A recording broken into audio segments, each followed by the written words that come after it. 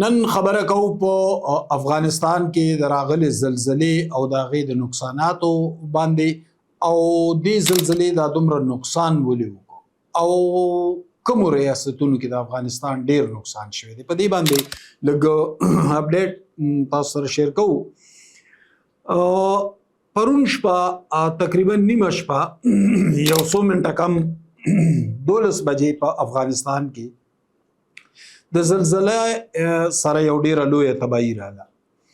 دا زلزلې مرکز چې کومو دا د ننګرهار صوبې د هډ کوارټر جلال آباد نه تقریبا 20 کیلومتره.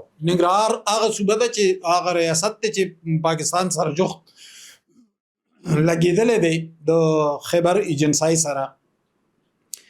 نو دا د جلال آباد نه تقریبا 20 کیلومتره او د کابل نه تقریبا 140 کیلومتره لري. د دې زلزلې شدت په ریکټر سکیل باندې هغه نو چې دومره تباهي وکړي. دا په ریکټر سکیل باندې چې وه خو دې بیا هم ډېره تباهي کړې ده. نو د هغې وجه څه ده؟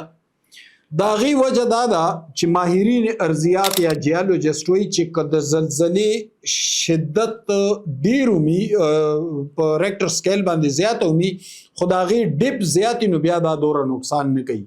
خو که چېرې د زلزلې ریکټر سکیل باندې شدت کم ومي خو چې د دې ډپ دومره لرې ني د ځمکې سره نږدې نو بیا ډېر نقصان کوي. او دلته کې هم هغه معامله وشوه.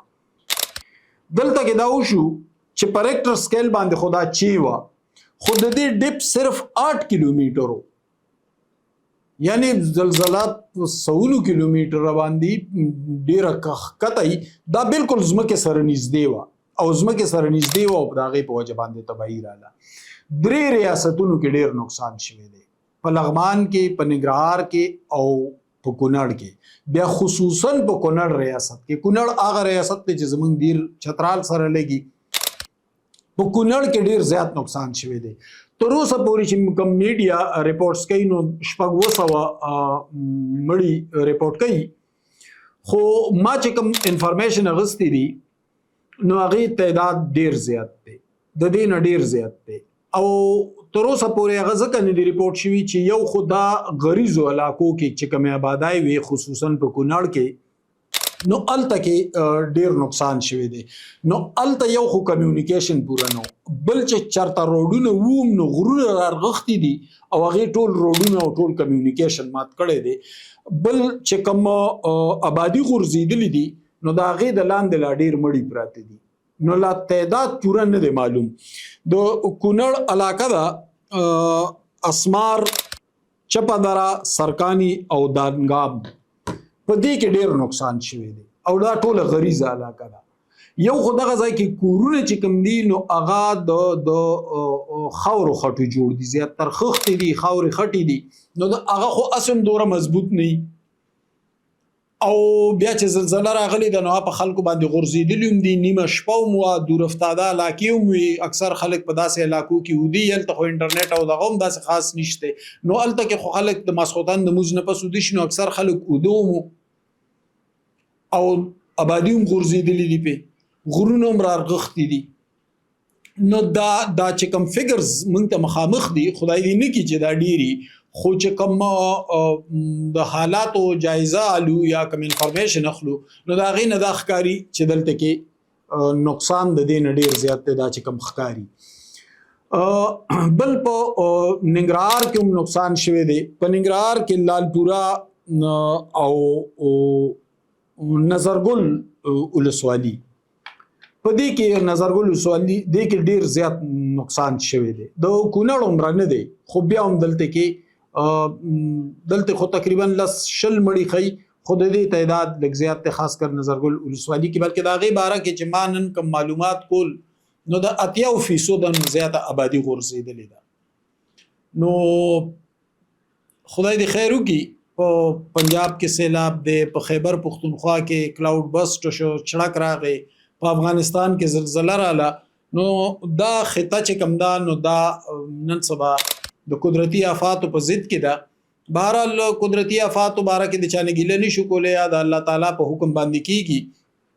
خو چونکه افغانستان پاکستان خو بیا یو سټیبل ملک دی. افغانستان کې مسله دا ده چې افغانستان کې کمیونیکیشن هم ډیر کمزور دی، د هغې معیشت هم ډیر کمزور دی، سیاسي طور هم هغې تنها دي. طالبان حکومت باندې عالمي سطح باندې ډیر اعتراضات دي، د دهشتګردۍ حوالې سره مسایل دي. نو هغې سره دومره وسایل دومره فیسیلیټیز نشته چې هغې دا اپریشن هینډل کړی شي. گو چې د افغانستان چې کوم خپل هلیکاپټر دي هغه لګیا دي، اپریشن شروع دی، خو دې سره سره طالبان حکومت د عالمي امداد اپیلوم کړی دی او دا ویلي دي چې یاره عالمي ادارې دې مدد وکړي. نو یقینا چې دې مدد له خوا دا چونکې هیومینیټیرین ګراوند باندې دا معاملات دي او دا صرف په هیومینیټیرین بنیادونو کتی شي، نو یقینا چې دې مدد لبا نور ملکونو هم راځي، عالمي ادارې به هم راځي، یونایټډ نیشن به هم پکې خپل رول ادا کړي، نور چې کوم مسلم کنټریز دي خصوصا عرب ممالک چې کوم معاشي صورتحال ډیر ښه دی، نو دا به یقینا چې دی په دې کې مدد کوي او کول پکار هم دي. ځکه چې افغانستان زموږ یو اسلامي ملک دی او دا صرف په مذهبي بنیادونو خبره نه کوم بلکې په انساني بنیادونو خبره کوم چې کم ځای کې هم تکلیف راشي، کم ځای کې هم پریشانی راشي، د انسانانو بقا ته خطر شي، نو په هغه ځای کې عالمي ادارې هم راځي او دا ضرورت د دې خبرې محسوسیږي ډیر شدت سره چې فوري طور د افغانستان مدد وکړي شي. ځکه چې ډیر انسانان زخمی دي، ډیر د مالوې د لاندې دي، ډیر چې کوم دی د خوراک معاملات خوراک رسد هم نشته. نو دا پکار ده چې په دې باندې عالمي ادارې او ټول عالمي برادری چې کوم ده د افغانستان مدد لراشي. ډیره مننه.